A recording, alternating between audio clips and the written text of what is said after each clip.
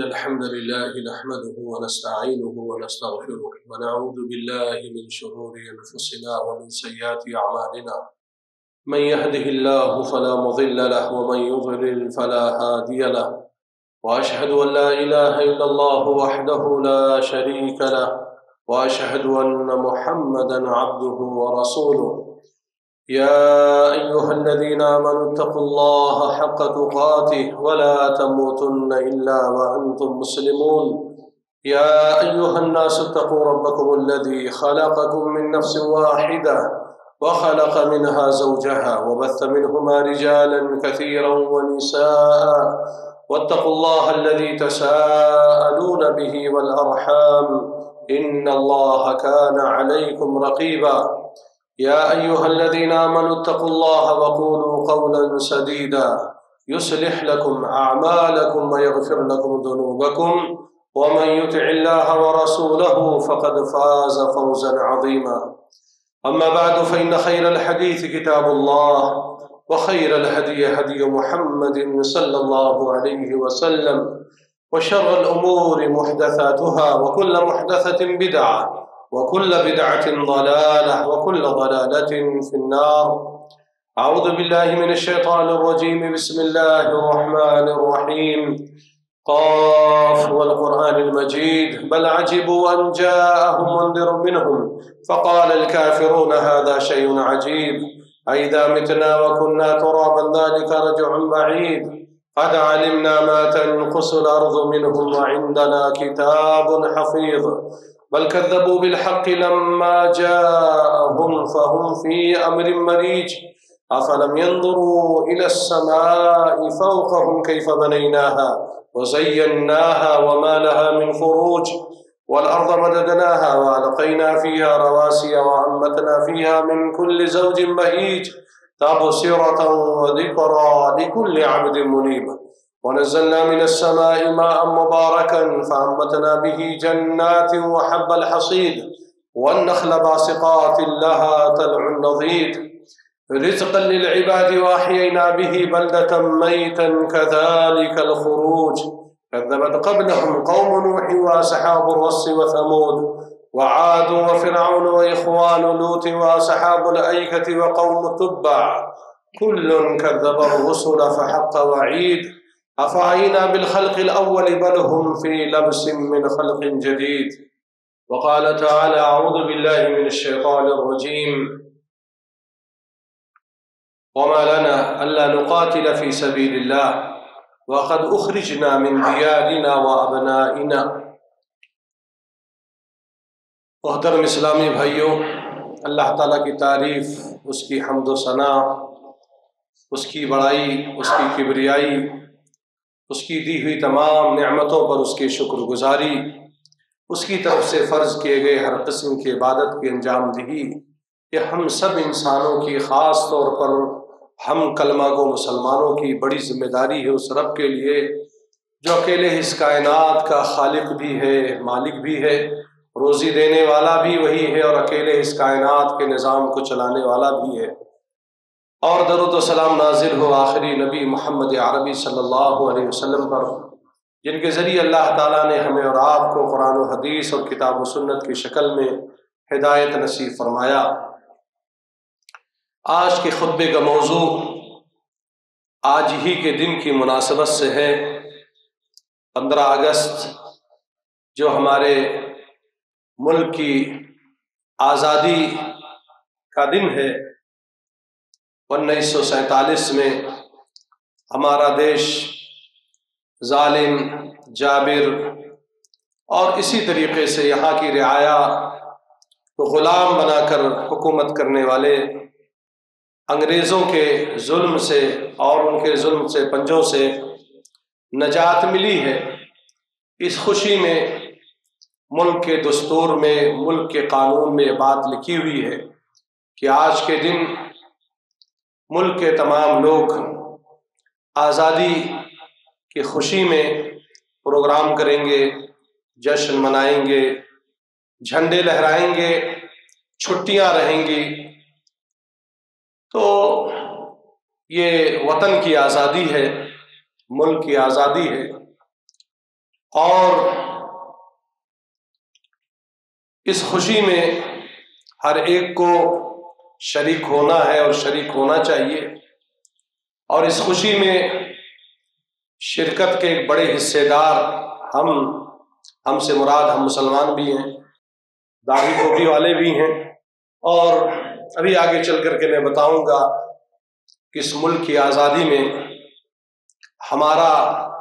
ہمارے بزرگوں کا، ہمارے آبا و اجداد کا، اور اسی طریقے سے ہمارے جو مذہبی رہنما تھے، علماء کرام، ان کا کیا کردار تھا، ان کے کیا خدمات تھے۔ سب سے پہلے ہمیں یہ جاننا چاہیے کہ وطن کہتے کسے ہیں۔ جس وطن کی آزادی کی خوشی میں ہم اور آپ خوش ہیں، مگن ہیں، خوش ہونا چاہیے، وطن کہتے کسے ہیں؟ وطن کہتے ہیں آدمی جس جگہ پر، جس ملک یا شہر میں پیدا ہوتا ہے، پرورش پاتا ہے، کھیلتا کودتا ہے، تو اس کو اس کا وطن کہا جاتا ہے۔ اور چونکہ وہاں پر اس کی پیدائش ہوئی ہے، وہاں پر اس کا بچپنا گزرا ہے، ظاہر سی بات ہے وہ کسی نہ کسی خاندان سے نسبت رکھتا ہے، تو اس کے گھر کے جو بزرگ ہیں ان سے اس کا تعلق ہے۔ جہاں اس کا گھر ہوگا اس کے دائیں بائیں آگے پیچھے کچھ انسان بھی رہتے ہوں گے جو اس کے پڑوسی کہلاتے ہیں، ان کے ساتھ بھی اس نے کھیلا کودا ہوگا، ان کے گھروں میں گیا ہوگا، تو اس کو ایک لگاؤ ہوتا ہے اپنے اس گاؤں کی مٹی سے، جہاں اس نے آنکھ کھولی ہے، پرورش پائی ہے، کھیلا کودا ہے،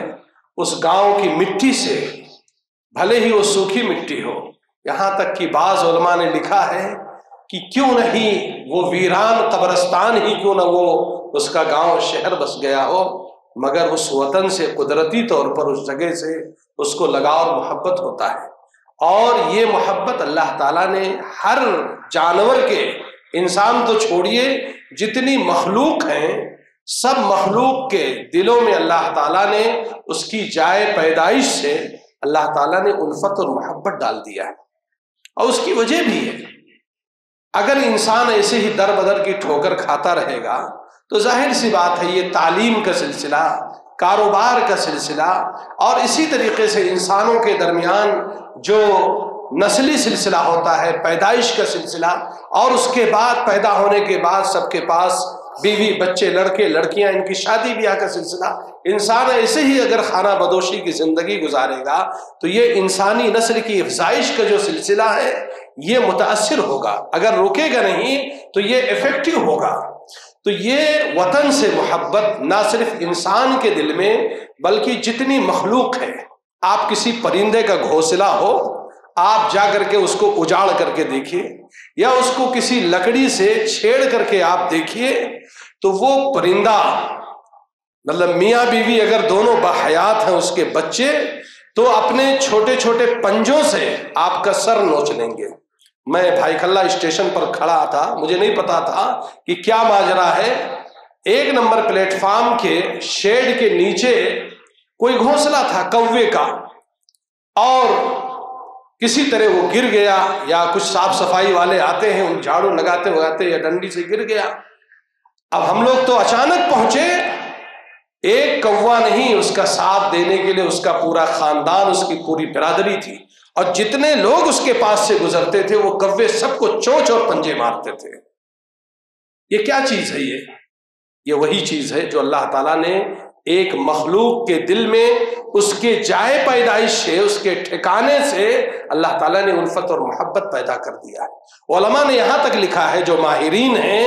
کہ مچھلیوں کو اپنے سمندر میں ان کا ایک ٹھکانہ ہے، ان کی ایک رہائش ہے، وہ بھلے ہی کہیں تیریں، کہیں بھی جائیں آئیں، مگر وہ آرام کے وقت اپنے اس ٹھکانے میں جا کر کے پناہ لیتی۔ آج کل تو سوشل میڈیا پر بہت سارے ویڈیوز ہیں، لوگ باقاعدہ کیمرہ لے کر کے جاتے ہیں، جا کر کے اندر دیکھتے ہیں، جب وہاں لکڑی یا کوئی چیز ڈالتے ہیں تو بہت ساری مچھلیاں نکلتی ہیں، یہ ان کی رہائش گاہ ہے۔ تو انسان کو بھی اپنے وطن سے محبت ہوتی ہے، انسان اپنے بال بچوں کے ساتھ رہتا ہے، دن بھر کہیں بھی رہتا ہے، شام کو بھرپور نیند لینے کے لیے آرام کے ساتھ سونے کے لیے یا دوپہر کا قیلولہ کرنے کے لیے، یا بارش کا موسم ہے، اس کے پاس اگر کوئی شیڈ والا گھر نہیں ہے تو کہاں پر وہ پناہ لے گا؟ اس لیے انسان سب سے پہلا جو کام کرتا ہے، جو ہم لوگوں نے گاؤں میں تجربہ کر کے دیکھا ہے کہ ایک انسان سب سے پہلی اپنی کمائی کا جو پہلا حصہ خرچ کرتا ہے وہ اپنا وطن بنانے پر، اپنا گھر آباد کرنے پر، تاکہ اس کے بیوی بچے، یہاں تک کہ بمبئی میں بھی جو لوگ کمانے کے لیے آئے، روزی روزگار کے لیے آئے، اپنی معیشت کو خوشحال بنانے کے لیے آئے، وہ لوگ بھی جب بمبئی میں پہنچے، ان کے پاس پیسہ آیا تو انہوں نے کچھ نہیں تو ایک چال میں چھوٹا سا جو ہے یا جھوپڑ پٹی میں اپنا ایک گھر خریدا، اور اس کی حفاظت کے لیے وہ آئے دن جب بارش آتی ہے تو اس کے اوپر لوگ کچھ نہیں ہے تو اس کے اوپر پلاسٹک ڈال دیتے ہیں۔ تو وطن سے محبت جو ہے یہ ایک فطری چیز ہے، اس کو کوئی آدمی چھین نہیں سکتا ہے۔ اسی لیے قرآن و حدیث میں بھی باقاعدہ اس کا ذکر ہے، باقاعدہ اس چیز کا ذکر ہے۔ ابراہیم ابن ادہم رحمت اللہ علیہ ایک مشہور تابعی گزرے ہیں، وہ کہتے ہیں ما قاسیت علی شیء فات من الدنیا، کہ دنیا کی بہت ساری چیزیں جو مجھ سے چھوٹ گئی ہیں مجھے اتنی تکلیف نہیں ہوئی جتنی تکلیف مجھے وطن سے جدا ہونے پر ہوئی ہے۔ مجھے یاد ہے کہ ہم لوگ جب گاؤں میں چھوٹے رہتے تھے اور بمبئی اور کلکتہ لوگ کمانے کے لیے نکلتے تھے تو ان کے گھر کے لوگ زار و قطار روتے تھے، جانے والا بھی روتا تھا اور ان کے بال بچے بھی روتے تھے، زار و قطار روتے تھے، لوگ بس اسٹیشن تک ان کو بھیجنے کے لیے آتے تھے، اس لیے کہ آدمی اپنا وطن چھوڑ رہا ہے، پھر آگے چل کر کے اس کے ساتھ کیا معاملات ہوں گے، اور اس کا ساتھ دینے کے لیے اس کے گھر والوں کا، گاؤں کے ہر مذہب اور کاسٹ کے لوگ بھی اس کے ساتھ میں رہتے تھے۔ یہ باتیں میں گراؤنڈ لیول کی اس لیے کر رہا ہوں کہ ہر شخص اس چیز کو محسوس کرتا ہے اور محسوس کرنا چاہیے، اور ہر انسان کے دل میں اللہ تعالیٰ نے اس کی محبت رکھی ہے۔ اسی لیے عربی زبان میں کہا جاتا ہے نعمتان محبوبتان، انسان کی نگاہ میں دو چیزیں بہت محبوب ہوتی ہیں، الامن فی الاوطان والصحت فی الابدان۔ انسان چاہتا ہے کہ میں ہمیشہ ہٹھا کٹھا جوان رہوں، ہیلتھی اور تندرست رہوں۔ اسی طریقے سے کہ انسان یہ چاہتا ہے کہ جس گاؤں، جس ملک اور شہر میں میں رہتا ہوں وہاں پر امن و شانتی رہے، وہاں سکون رہے، وہاں لڑائی جھگڑا فساد جنگ نہ رہے، تاکہ ہم امن و سکون کے ساتھ رہیں۔ یہ بہت بڑی نعمت ہے، اور پیارے نبی جناب محمد عربی صلی اللہ علیہ وسلم نے ایک حدیث کے اندر ارشاد بھی فرمایا من اصبح منکم آمنا فی سربہ معافا فی جسدہ عندہ قوت یومہ فکأنما حیزت لہ الدنیا بحذافیرہا۔ تم میں سے کوئی ایک آدمی، سارے لوگ نہیں، کوئی ایک آدمی اگر اپنی جھوپڑے میں، اپنی رہائش گاہ میں کوئی بھی چیز ہو، مٹی کا ہو، پترے کا ہو، گھاس پھوس کا ہو، پکا مکان ہو، کچا مکان ہو، کوئی آدمی اپنے رہائش گاہ پر ایک رات امن و شانتی کی حالت میں، امن و شانتی کی حالت میں، جسم کی تندرستی کے ساتھ، صرف ایک دن کا کھانا اس کے گھر میں ہے، 2 دن کا نہیں ہے، 1.5 دن کا نہیں ہے، عندہ قوت یومہ، صرف 1 دن کا کھانا ہے مگر امن و شانتی ہے، اور اس کے پاس ایک جھوپڑی ہے اور اس کا جسم تندرست ہے، اگر ایک رات گزار لیا تو ہمارے نبی محمد عربی صلی اللہ علیہ وسلم نے فرمایا فَكَأَنَّمَا حِيزَتْ لَهُ الدُّنْيَا بِحَذَافِيرِهَا، گویا اللہ تعالیٰ نے پوری دنیا کی دولت اسی کو دے دیا ہے۔ یہ کتنی بڑی نعمت ہے یہ، اسی لیے اللہ تعالیٰ نے قرآن مجید میں بھی اس کا ذکر کیا۔ اللہ تعالیٰ نے ایک جگہ ارشاد فرمایا وَلَوْ أَنَّا كَتَبْنَا عَلَيْهِمْ أَنِ اقْتُلُوا أَنفُسَكُمْ أَوْ اخْرُجُوا مِنْ دِيَارِكُمْ مَا فَعَلُوهُ إِلَّا قَلِيلٌ مِّنْهُمْ۔ اللہ نے کہا کہ اگر ہم ان لوگوں کے اوپر فرض قرار دے دیتے کہ جاؤ اپنے آپ کو مار دو، اپنی جانوں کو ہلاکت میں ڈال دو، یا اپنے گھروں سے نکل جاؤ، ما فعلوه الا قلیل منہم، انسانی فطرت یہ ہے کہ جلدی کوئی آدمی اپنے گھر سے نہیں نکلنا چاہتا ہے، اپنے گھر سے جدا نہیں ہونا چاہتا ہے۔ ہم بھی جو اپنے وطن کو چھوڑ کر کے آئے ہیں، اگر وہیں پر اچھی معیشت ہوتی تو یہاں پر نہیں آتے۔ اپنے ملک میں کوئی آدمی اپنا گاؤں نہیں چھوڑتا، لیکن اب یہ ہے کہ چاہے اس کو سوئے اتفاق کہہ لیجئے یا سوئے تدبیر کہہ لیجئے، ملکی پلاننگ کہہ لیجئے، یہ روزگار نہیں ہے، اس لیے آدمی ادھر سے ادھر بھاگتا ہے۔ اور یہ بھی اللہ تعالیٰ کا نظام ہے کہ روزی اللہ تعالیٰ نے زمین میں بکھیر کھیر کر کے رکھی ہے، جیسا کہ اللہ نے قرآن میں کہا فَإِذَا قُضِيَتِ الصَّلَاةُ فَانتَشِرُوا فِي الْأَرْضِ، جمعہ کے دن بھی چھٹی مت کرو، جمعہ کے دن جیسے جمعہ کی نماز ختم ہو جائے زمین میں پھیل جاؤ، اللہ کی روزی تلاش کرو۔ اس سے پتہ چلتا ہے کہ روزی الگ الگ حصوں میں ہے، مختلف علاقوں میں ہے، ایک ہی جگہ پر نہیں ہے۔ تو اللہ تعالیٰ نے قرآن مجید میں کہا کہ اگر ہم فرض اور ضروری بھی قرار دے دیں لوگوں کے اوپر کہ اپنے آپ کو ہلاک کر دو یا اپنے وطن سے لکھ جاؤ، تو کوئی نہیں نکلے گا، نکلیں گے تو بہت تھوڑے لوگ نکلیں گے۔ ایسے ہی اللہ تعالیٰ نے کسی پس منظر میں ذکر کیا کہ کچھ لوگ جو اپنے وطن سے محروم کر دیے گئے، اپنے وطن سے اپنے گھر سے نکال دیے گئے، ان کے گھر کو اجاڑ دیا گیا، تو اللہ تعالیٰ نے اسی پس منظر میں ذکر کیا کہ ان لوگوں نے کہا وَمَا لَنَا أَلَّا نُقَاتِلَ فِي سَبِيلِ اللَّهِ وَقَدْ أُخْرِجْنَا مِنْ دِيَارِنَا وَأَبْنَائِنَا، کیوں ہم لوگ اللہ کے راستے میں کیوں نہ لڑائی کریں، کیوں نہ جنگ کریں؟ ہم کو ہمارے وطن سے نکال دیا گیا، ہم کو ہمارے بچوں سے جدا کر دیا گیا، اس لیے کہ جہاں پر جنگ اور لڑائی کا ماحول ہوتا ہے، گھر بار توڑ دیا جاتا ہے، آدمی کو پتہ نہیں ہوتا ہے کہاں رہے وہ، بارش میں، ٹھنڈی میں، گرمی میں سارا خاندان بکھر جاتا ہے۔ آپ جا کر کے سیریا کے لوگوں سے پوچھئے، فلسطین کے لوگوں سے پوچھئے، عراق کے لوگوں سے پوچھئے، یمن کے لوگوں سے پوچھئے، آپ لبنان کے لوگوں سے پوچھئے، آج بھی بہت سارے مسلم ممالک میں صورتحال اچھی نہیں ہے۔ تو اللہ تعالیٰ نے کہا وَمَا لَنَا أَلَّا نُقَاتِلَ فِي سَبِيلِ اللَّهِ، اللہ تعالیٰ نے کچھ لوگوں کی باتوں کو نقل کیا قرآن کی آیت میں، یہ کیا ہو گیا ہے ہمیں کہ ہم اللہ کے راستے میں لڑتے کیوں نہیں ہیں جبکہ ہم کو ہمارے وطن سے نکال دیا گیا ہے۔ اسی لیے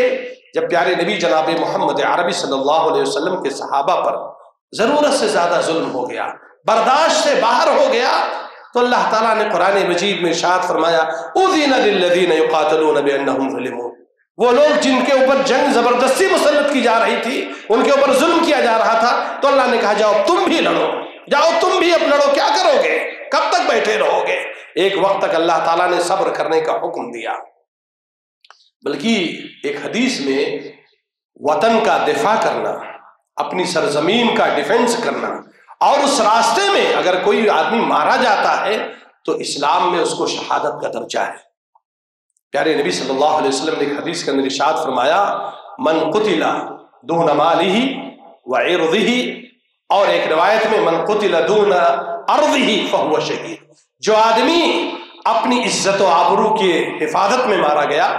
ڈیفنس میں مارا گیا، کوئی آدمی آیا ہے آپ کی بچی کے اوپر ہاتھ ڈال رہا ہے، آپ کی بہن کے اوپر جو ہے ہاتھ ڈال رہا ہے، آپ کی ماں اور بہن کے اوپر یا بیوی کے اوپر ہاتھ ڈال رہا ہے، تو آپ وہاں بیٹھے مت رہیے، اسلام کہہ رہا ہے ڈیفنس کیجئے، اور اگر آپ مار دیے گئے تو آپ کو شہید کا درجہ ہے۔ اسی طرح کوئی آدمی آیا آپ کا گھر چھین رہا ہے، آپ کی کمپنی چھین رہا ہے، وہ آپ کا حق ہے، آپ کے نام پر ہے، آپ کی کھیت باڑی پر قبضہ کر رہا ہے، اور آپ اگر اس کے ڈیفنس میں مار دیے گئے تو آپ شہید ہیں۔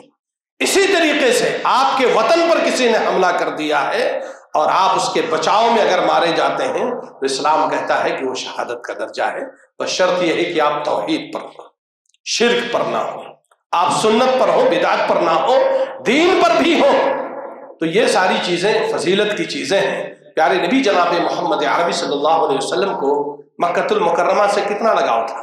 صحابہ کرام کے اوپر کیا گزرا ہوگا کہ جب مجبور کیا گیا تھا ان کو مکہ سے مدینہ ہجرت کرنے پر، اپنی منقولہ اور غیر منقولہ جائیداد چھوڑنے پر، ان کی اس قربانی کو قرآن نے بار بار ذکر کیا ہے کہ ان لوگوں نے اللہ تعالیٰ کے دین کی خدمت کی خاطر اپنے وطن کو چھوڑا ہے اور مکہ جیسی سرزمین کو چھوڑا ہے۔ پیارے نبی جناب محمد عربی صلی اللہ علیہ وسلم کے الفاظ ہیں، محدثین نے لکھا ہے کہ آپ صلی اللہ علیہ وسلم جب مکہ سے نکل رہے تھے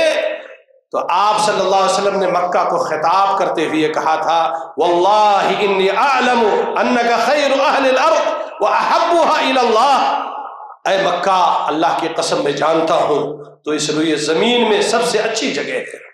اور اللہ کے نزدیک سب سے زیادہ پسندیدہ ہے، ولولا ان اہلک اخرجونی ما خرجت منها، اگر مکہ کے یہ باشندے مجھے اس ملک سے نکلنے پر مجبور نہ کرتے تو میں یہاں سے نہیں نکلتا. اور ایک حدیث میں آپ نے فرمایا ما اطیبک من بلد، مکہ تجھ سے ایسا دنیا میں تو کوئی شہر نہیں، نہ تجھ سے پاکیزہ ہے نہ تجھ سے اچھا ہے. تو یہ وطن سے لگاؤ جو ہوتا ہے، آدمی جس جگہ پیدا ہوتا ہے. بعض علماء نے کہا کہ پیارے نبی جناب محمد عربی صلی اللہ علیہ وسلم جب ہجرت کر کے مدینہ گئے، مدینہ کے آب و ہوا اچھی نہیں تھی، مدینہ میں اس وقت وبائی بخار تھی. آپ صلی اللہ علیہ وسلم کو لگا کہ مجھے اب یہاں زیادہ دن رہنا پڑے گا، تو آپ صلی اللہ علیہ وسلم نے اللہ تعالیٰ سے دعا کیا کہ اللہ اس وبا کو یہاں سے ہٹا دے، اس بیماری کو یہاں سے دور کر دے. وہ آپ کے ہجرت سے پہلے وہاں پر وبائی چیزیں تھیں. آپ کی دعا قبول ہوئی، آپ نے یہ بھی دعا کیا اللہ تعالیٰ مدینہ کی محبت ہمارے دلوں میں ڈال دے. اسی لیے صحابہ کرام کہتے ہیں کہ آپ جب کبھی سفر سے، جنگ کے سفر سے اور دوسرے سفر سے جب مدینہ واپس آتے تھے اور مدینہ کے باہر کی جو پہاڑیاں ہوتی تھیں، اونچی اونچی ٹیلے ہوتے تھے، آپ کو نظر آتے تھے تو شوق میں اپنی سواری کی اسپیڈ بڑھا دیا کرتے تھے. جیسے ہم لوگ بھی گاؤں جاتے ہیں، جب گاؤں قریب آتا ہے تو بس سے دائیں بائیں دیکھتے تھے، ٹرین سے دیکھتے تھے یہ چاول کی کھیتی ہے، یہ گیہوں کی کھیتی ہے، یہ گنے کی کھیتی ہے. شوق ہوتا ہے، یہ تڑپ ہوتا ہے، اور یہ کوئی معیوب چیز نہیں ہے اور اسلامی شریعت سے کوئی ٹکرانے والی چیز نہیں ہے. اس لیے کہ آپ اگر کسی جگہ پر سکونت اختیار کرتے ہیں، ایسے ہی خوبصورت مسجد بنائیں گے، وہاں پر آپ ڈیلی نماز پڑھیں گے، وہاں پر جمعہ کا خطبہ ہوگا، آپ اپنے بیوی بچوں کے ساتھ آئیں گے، ٹائم سے مسجد میں آئیں گے، تو یہ ساری چیزوں کو اسلام پسند کرتا ہے. اسلام میں ٹکراؤ نہیں ہے. جیسے لوگ کہتے ہیں کہ وطن سے محبت اور ان ساری چیزوں سے، بلکہ یہ ایمان کا شریعت میں حدیث میں الفاظ نہیں ہے مگر یہ ایک جز ہے. آدمی کو اس کو سمجھنا چاہیے، اپنے وطن کی حفاظت کرنا چاہیے، اس کی ایک ایک چیز کی حفاظت کرنا چاہیے. ملک کی قانون اپنی جگہ پر، یہ تو 1950 میں ملک کا دستور بنا، یہ تو پیارے نبی صلی اللہ علیہ وسلم نے آج سے 1447 سال پہلے ہم کو بتایا تھا. یہ ساری چیزیں قرآن و حدیث کے اندر موجود ہیں. اگر وطن کو غلام بنا لیا گیا یا کسی بھی انسان کو غلام بنا لیا جائے تو یہ اچھی چیز نہیں ہے. آزادی ایک نعمت ہے. انگریزوں نے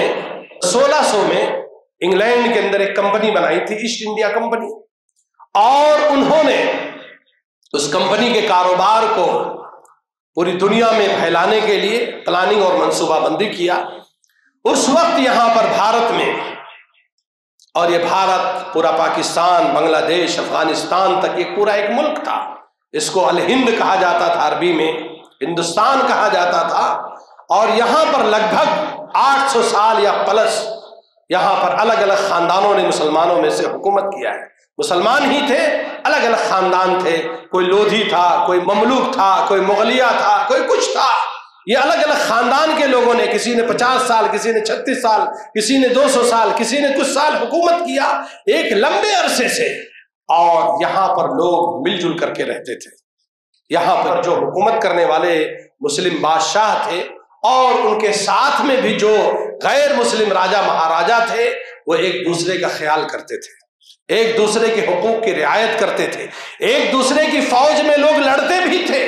اس لیے کہ اس وقت یہ اسلامی شریعت، مسلم حکومت، یا یہ کہ کوئی اسلامی حکومت ہے، چوری کرنے پر ہاتھ کاٹا، یہ ساری چیزیں نہیں تھی. اس لیے کہ جو مسلمان بادشاہ تھے کچھ اس میں نیک بھی تھے، کچھ میڈیم کلاس کے تھے، کچھ خراب بھی تھے، لیکن یہ تھا کہ رعایا کے ساتھ ان کا تعامل انصاف پسندانہ تھا. آپ ہندو ہو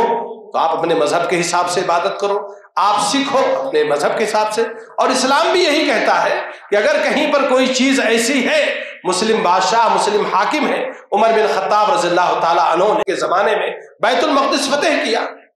کس سے آزاد کرایا؟ عیسائیوں سے، یہودیوں سے. لیکن آپ نے ان کو نکال نہیں دیا، آپ نے کہا یہیں پر رہو، امن و شانتی کے ساتھ رہو، ہم آپ کو بھگاتے نہیں ہیں. آپ دستور کا خیال رکھو، اسلامی شریعت کا خیال رکھو، آپ کو اپنے حساب سے جو کرنا ہے کرو، کسی میں کوئی خلل اندازی نہ ہو. اسی لیے کل پرسوں ہی میں نے ایک یہودی ربی، یعنی ان کے مذہب کے حساب سے ایک عالم کا میں نے بیان سنا. اس نے کہا پوری انسانی تاریخ میں یہودیوں کے ساتھ عمر بن خطاب رضی اللہ تعالیٰ عنہ نے جو انصاف پسندانہ سلوک کیا شاید ہی کسی نے کیا ہو. تو بہرحال یہاں پر انگریزوں کی آمد سے پہلے مسلم بادشاہوں کی، مسلم راجاؤں کی حکومت تھی. اور 800 سال کوئی عمر ہوتی ہے بھائی، اللہ کے نبی صلی اللہ علیہ وسلم کی حدیث ہے کہ میری امت کے زیادہ تر لوگ 60 اور 70 سال جئیں گے، بہت کم لوگ ہوں گے جو 60-70 کراس کریں گے۔ اگر آپ 70 ایک انسان کی ایک جنریشن کی عمر ایوریج کے حساب سے مان لیں تو کتنی نسلیں گزر گئی بھارت میں، اور لوگ رہتے تھے۔ اور یہ بھی تاریخ کا ایک روشن باب ہے کہ پورے 800 سالہ مسلم دور حکومت میں 18 یا 19 اتنے بڑے رقبے پر 18 یا 19 صرف فرقہ وارانہ فسادات ہوئے، اور فساد ہونے کے بعد فوراً اس کو کنٹرول کر دیا گیا، اس لیے کہ سازش کرنے والے، لڑائی لڑانے والے تو ہر زمانے میں موجود تھے۔ اتنی بڑی سلطنت تھی، چند جگہوں پر فسادات ہوئی 800 سال کے درمیان میں، اور فوراً اس کو کنٹرول کر لیا گیا۔ یہ بہرحال ایک چیز تھی، لیکن ہوتا یہ ہے وَتِلْكَ الْأَيَّامُ نُدَاوِلُهَا بَيْنَ النَّاسِ۔ اللہ تعالیٰ کا قرآن مجید میں فرمان ہے کہ زمانے کی الٹ پھیر ہمارے ہاتھوں میں ہے، ہم ایام کو گھماتے ہیں۔ آج یہ کرسی پر ہیں، کل یہ نیچے بیٹھیں گے، ان کا اپوزیشن جو ہوگا وہ کرسی پر بیٹھے گا۔ آپ دیکھ لیجئے اسی ملک میں مملوک کس کو کہتے ہیں؟ غلام کو۔ غلاموں نے بھی اس ملک پر حکومت کیا ہے۔ یہ اللہ تعالیٰ کی تدبیر ہے۔ یہ اللہ تعالیٰ ہر 100 سال کے بعد نظام کو، اس کائنات کے نظام کو چلتاتا ہے، الا یہ کہ اگر کوئی مسلم بادشاہ انصاف پسند ہے اور اپنی رعایا کے ساتھ، چاہے کسی بھی دھرم کے ماننے والے ہو، ان کے ساتھ وہ عدل انصاف کا معاملہ کرتا ہے، تو علامہ ابن تیمیہ رحمہ اللہ نے لکھا ہے کہ انسانی تاریخ کا ایک خلاصہ یہ رہا ہے، الملک یبقى مع الکفر ولا یبقى مع الظلم۔ بادشاہت اور حکومت جو ہوتی ہے وہ بادشاہ کافر ہو مگر اگر وہ انصاف پسند ہے تو اس کی بادشاہت زیادہ دنوں تک رہتی ہے۔ لیکن اگر کوئی بادشاہ مسلمان ہے، 5 وقت کا نمازی ہے، اپنے آپ کو موحد کہتا ہے، مگر وہ ظالم ہے، تو اس کی حکومت زیادہ دنوں تک نہیں رہے گی۔ اس لیے کہ یہ دھرتی کا مزاج اللہ نے ایسا بنایا ہے، اس کائنات میں ایسا آٹومیٹک سسٹم اللہ تعالیٰ نے فٹ کیا ہے کہ اس دھرتی پر جو بھی ظلم کرے گا اس کو اللہ تعالیٰ اس کی زندگی میں اس کو مار کر کے اس کو ختم کر کے رہے گا۔ جیسا کہ پیارے نبی جناب محمد عربی صلی اللہ علیہ وسلم کی حدیث ہے، ما من ذنب اجدر ان يعجل الله لصاحبه العقوبة في الدنيا مع ما يدخر له في الآخرة من البغي وقطيعة الرحم۔ 2 قسم کے گناہ ایسے ہیں کہ جن کی سزا اللہ تعالیٰ آخرت میں جو دینا ہے وہ دے گا، مگر مرنے سے پہلے اس دنیا میں اللہ تعالیٰ اس کی سزا دے دیتا ہے۔ ایک تو رشتہ کاٹنے کا گناہ، بھائی کو بھائی سے، بہنوں کو بھائیوں سے، ماں باپ کو ان کے بچوں سے، بچوں کو ان کے ماں باپ سے، جتنے خونی رشتے ہیں ان میں ریشہ دوانی اور سازش کر کے ان کو کاٹنا اور بانٹنا، چاہے گھر کا کوئی آدمی کرے یا باہر کا کوئی آدمی کرے، یا ایسا پاپ ہے کہ کرنے والے پاپی کو اللہ تعالیٰ مرنے سے پہلے اس دنیا میں ضرور سزا دے گا۔ اور دوسرا گناہ ظلم کا گناہ ہے، اتیاچار کا گناہ ہے، جو آدمی اس دھرتی پر اللہ تعالیٰ کی مخلوق میں سے کسی پر ظلم کرتا ہے، بھلے ہی وہ مسلمان کیوں نہ ہو، اگر وہ کسی غیر مسلم پر ناحق ظلم کرتا ہے تو ایسی صورت میں اللہ تعالیٰ اس کو اس دنیا میں مرنے سے پہلے سزا کر دے گا۔ اسی لیے آپ فرعون،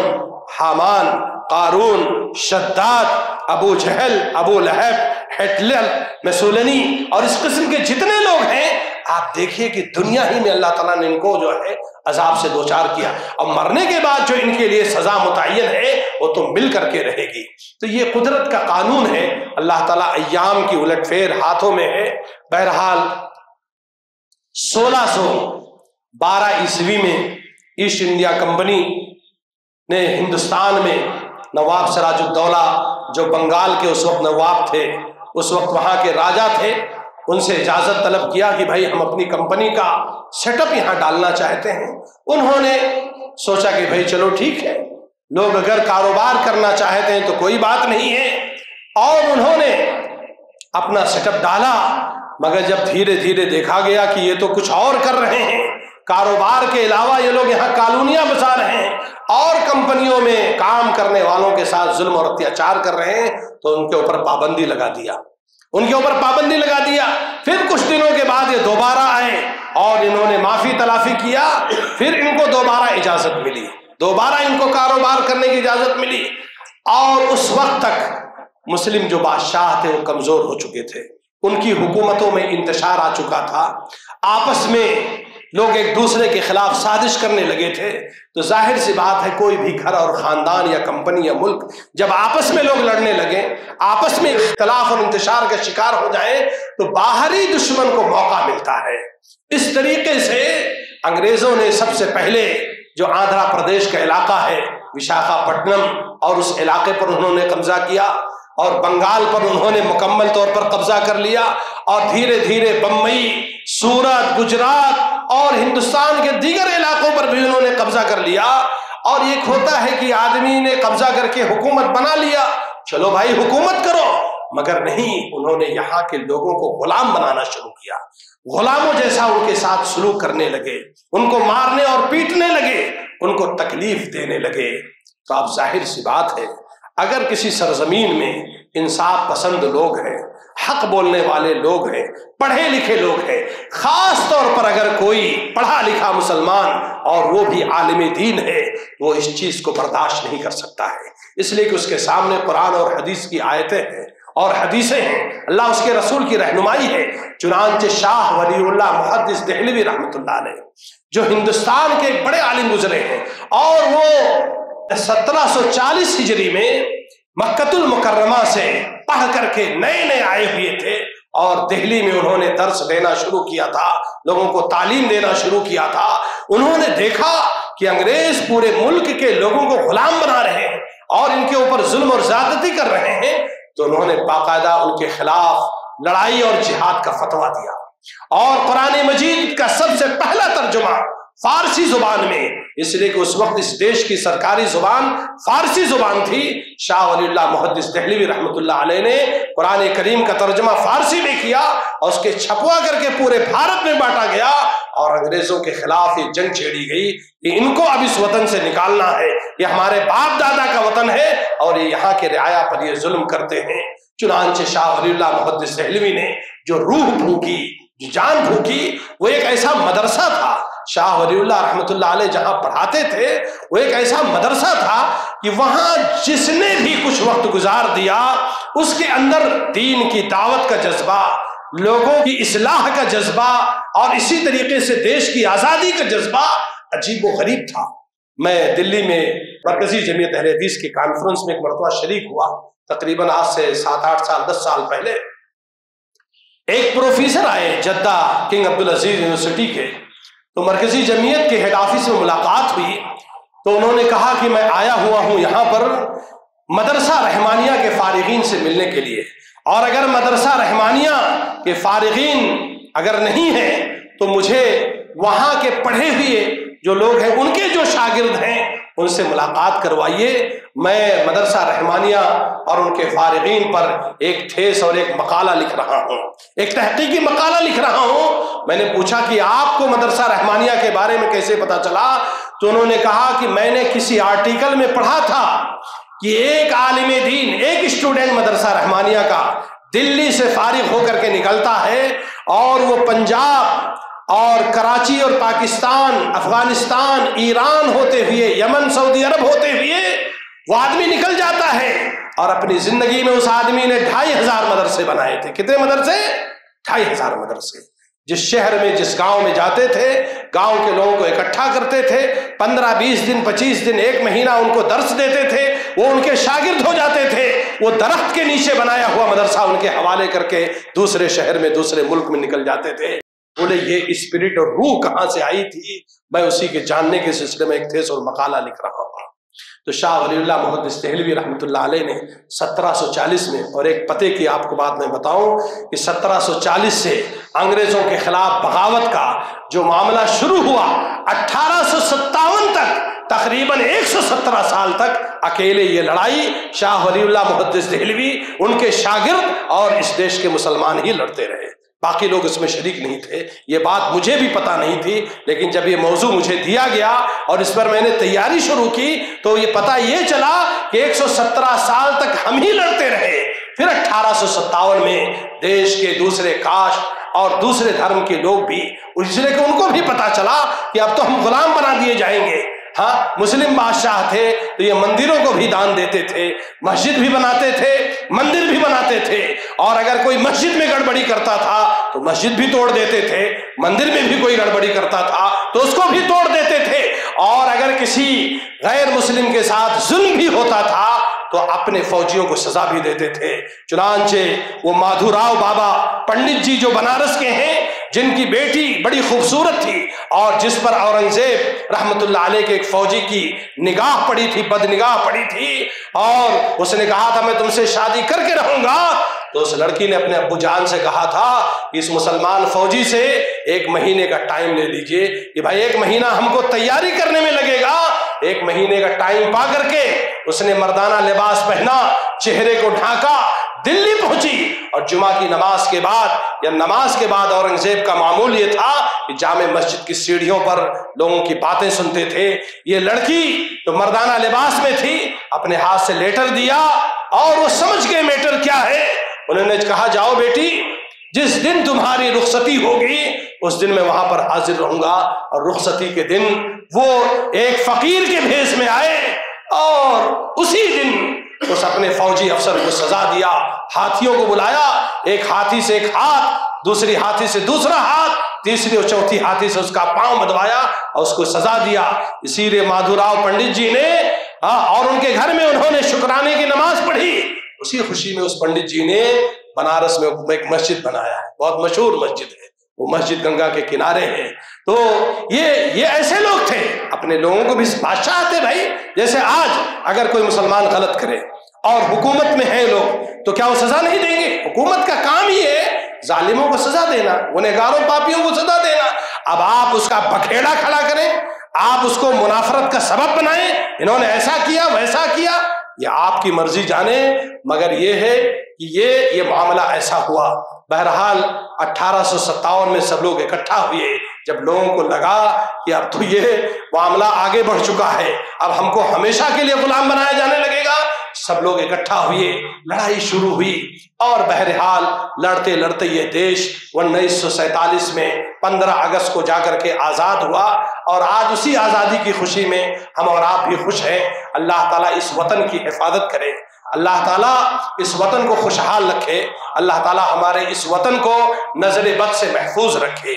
ایک بڑی آبادی اس ملک میں رہتی ہے، اور بھانت بھانت کے لوگ ہیں، الگ الگ کاسٹ کے لوگ ہیں، الگ الگ دھرم کے لوگ ہیں، الگ الگ رنگ کے لوگ ہیں۔ اگر یہاں پر کوئی معاملہ ہوتا ہے تو یہ خانہ جنگی کی بات ہوگی، اس لیے ہم دعا کریں، کوشش کریں ملک کی وحدت کے لیے، اس لیے کہ جب ملک ایک رہتا ہے تو باہر کے دشمن کو اس پر حملہ کرنے کا موقع نہیں ملتا ہے۔ رہی بات ہمارے علماء کی قربانیوں کی، تو جیسا کہ میں نے آپ سے کہا، شاہ ولی اللہ محدث دہلوی وہ پہلے آدمی ہیں جنہوں نے بھارت کی آزادی کے لیے انگریزوں کے خلاف جہاد کا فتویٰ دیا۔ اس کے بعد ان کی جگہ پر ان کے لڑکے شاہ عبدالعزیز رحمت اللہ علیہ آئے، اور اس کے علاوہ علماء صادق پور پٹنہ۔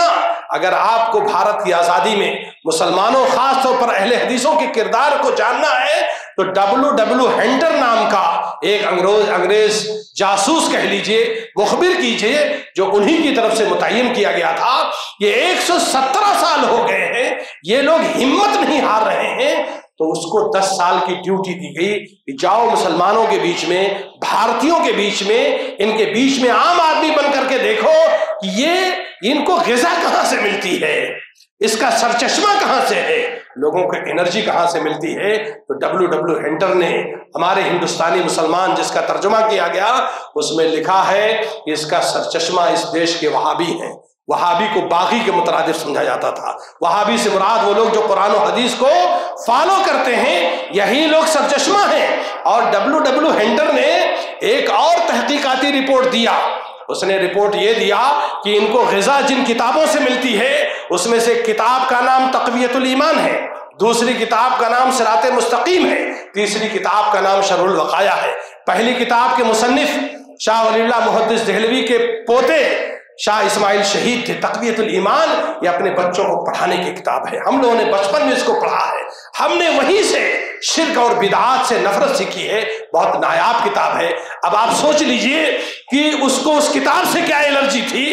الرجی اس لیے تھی کہ جو موحد ہوتا ہے نا، وہ آزاد کی زندگی گزرتا ہے، وہ کسی کے پیچھے نہیں چلنا چاہتا ہے، وہ اپنے امیر جو امیر شرعی ہے اس کے پیچھے، باقی وہ ظالموں کے پیچھے نہیں بھاگتا، تھوڑی دیر خاموش رہے گا تو اس کتاب سے انرجی ملتی ہے۔ صراط مستقیم یہ ملفوظہ تھا، یعنی جو چیزیں یادگار کے طور پر سید احمد شہید رحمۃ اللہ علیہ نے لکھی، شرح الوقایہ فقہ حنفی کی کتاب ہے، اس میں کیا تھا؟ اس میں ایک کتاب ہے کتاب الجہاد، جہاد کا بیان ہے۔ تو W ہنٹر نے کہا کہ سرچشمے کی وجہ ایک تو وہابی ہے اور دوسرے یہ 3 کتابیں ہیں، اور ایک تحقیقاتی رپورٹ اس نے اور دیا،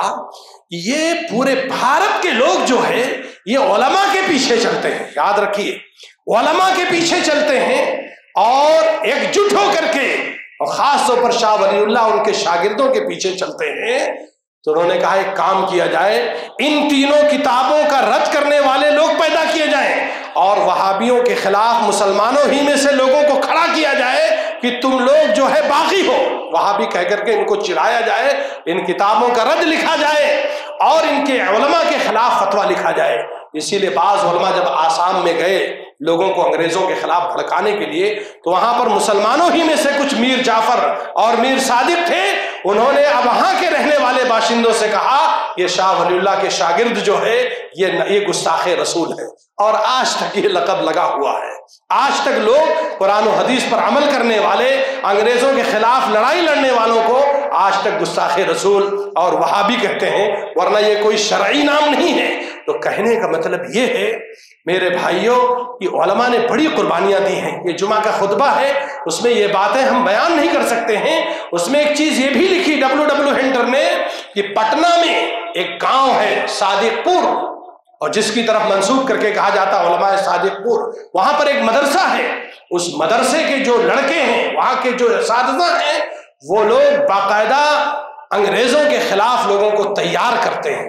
لوگوں کی ذہن سازی کرتے ہیں، اسلحے کی ٹریننگ لیتی ہیں۔ چنانچہ اس مدرسے کو اٹھا دیا گیا، اس پر بلڈوزر چلا گیا۔ ارے مدرسہ رحمانیہ کو بھی بلڈوزر چلا دیا تھا انگریزوں نے، مسلمانوں کے گھروں کو بلڈوزر چلا دیا گیا۔ سزائیں تو ایسی دی گئی ہیں کہ آپ پڑھیں گے تو روح کانپ جائے گی۔ میں مولانا یحییٰ علی جو علماء صادق پور پٹنہ کے مدرسے کے جو ذمہ دار تھے، محتمم تھے، جب انگریزوں کو بتایا ہنٹر نے کہ یہاں سے لوگ ٹریننگ لیتے ہیں، آ کر کے ان کو ان کے ساتھیوں کو پکڑا اور ان کو سزائے موت بالا کوٹ میں لے جا کر کے سزائے موت کا اعلان کیا، اور چاندنی رات میں ان کو سزا دینی تھی۔ تو انگریز افسر آتا ہے تو مولانا یحییٰ علی اور ان کے ساتھی حشاش بشاش مسکرا رہے ہیں، بڑے تعجب کے ساتھ کہتا ہے تمہیں پتہ نہیں ہے کہ تم کو تھوڑی دیر میں پھانسی ہونے والی ہے؟ تو مولانا یحییٰ علی نے کہا کہ ہم تو اپنے رب سے ملاقات کی تمنا رکھتے ہیں، یہ زندگی کیا چیز ہے؟ ہاں، اس دنیا کے زیب و آرائش سے تو ہم چھٹکارا چاہتے ہیں، اللہ سے ملاقات کرنا چاہتے ہیں۔ کہا اچھا تم بڑے خوش ہو اس پھانسی سے؟ چنانچہ اس نے ان کی پھانسی کی سزا کو ملتوی کر دیا اور حبس دوام یا پرماننٹ ان کو جیل میں ڈالنے کا آرڈر دیا، لیکن اس کے ساتھ ان کی داڑھی کے پورے بال اس نے نکال دیا، داڑھی مڈوا دیا۔ تو مولانا یحییٰ علی نے داڑھی کے بالوں کو اٹھا کر کے کہا کہ داڑھی کے بالوں تم کتنے خوش نصیب ہو کہ اللہ تعالیٰ نے میری قربانی سے پہلے تمہاری قربانی قبول کر لیا۔ اللہ سے دعا کرتے ہیں کہ اللہ تعالیٰ ہماری بھی قربانی قبول کر لے۔ اس طرح کے بے شمار واقعات ہیں۔ بنگال میں ایک بیوہ عورت تھی، وہ مجاہدین کے لیے جو انگریزوں کے خلاف لڑتے تھے، وہ بیچاری ہمیشہ چندہ اکٹھا کرتی تھیں۔ کچھ سال ہو گئے، صوفی عبد الرحیم صاحب کی ڈیوٹی تھی چندہ اکٹھا کرنے کی، اس عورت کے پاس نہیں پہنچے اور اسی دیش میں دیش آزاد بھی ہو گیا۔ تو انہوں نے سوچا دیش آزاد ہو گیا ہے تو لوگوں سے چندہ کرنے کی کیا ضرورت ہے؟ اس عورت نے ایک آدمی کو ان کے پاس بھیجا کہ جاؤ مولانا صاحب کو، صوفی صاحب کو بتاؤ کہ وہ چندہ میرے پاس ہے۔ اس زمانے میں اس بیوہ عورت نے 1.5 لاکھ روپیہ اکٹھا کیا تھا بنگال میں۔ تو مولانا نے میسج اور پیغام بھیجا کہ اب دیش ہمارا آزاد ہو چکا ہے، ان کو بولو کسی مسجد اور مدرسے میں چندہ دے دیں، یہ دیش ایسے ہی نہیں آزاد ہوا ہے۔ بہرحال اللہ تعالیٰ سے دعا ہے کہ اللہ تعالیٰ ہمارے ان بھائیوں کو بھی سمجھ دے، جو لوگ ایسی باتیں کرتے ہیں یا جن کو بھڑکایا جاتا ہے، اللہ تعالیٰ ان کو ہدایت دے۔ ہم لوگ مل جل کر کے رہیں، آپ اپنے دھرم کے حساب سے کریں، ہم اپنے دھرم کے حساب سے کریں۔ ملک کا قانون بھی یہی کہتا ہے کہ ہر شخص اس دیش میں آزادی کے ساتھ اپنے اپنے مذہب پر عمل کرے۔ اللہ تعالیٰ ہمیں اپنے وطن سے لگاؤ دے، لگاؤ کے ساتھ اللہ تعالیٰ ہمیں عقیدہ توحید پر رکھے۔ اس لیے کہ میں نے جو خلاصہ نکالا ہے، اس دیش کی آزادی میں ہمارے علماء نے توحید پر بہت محنت کیا ہے اور اس کی بڑی قربانی ہے۔ ہم لوگ توحید پر رہیں، انشاءاللہ یہ ملک محفوظ رہے گا۔ ہماری عبادتوں سے ہم اس کو آباد کریں، مسجدوں کو آباد رکھیں، اپنے بچوں کو دینی تعلیم دیں اور ان کو اللہ سے جوڑیں، وطن سے جوڑیں. یہی ایمان اور اسلام کا تقاضا ہے. وآخر دعوانا ان الحمدللہ رب العالمین. ایسے ہی فائدہ مند اسلامک ویڈیوز دیکھنے اور منہج سلف پر کتاب و سنت کی تعلیمات کو عام کرنے میں ہمارا تعاون کرے تاکہ آپ کے لیے ذریعہ نجات، جنت کے حصول کا سبب، ساتھ ہی مال میں برکت و اضافے کا ذریعہ بھی بنے. آمین. جزاک اللہ خیرن.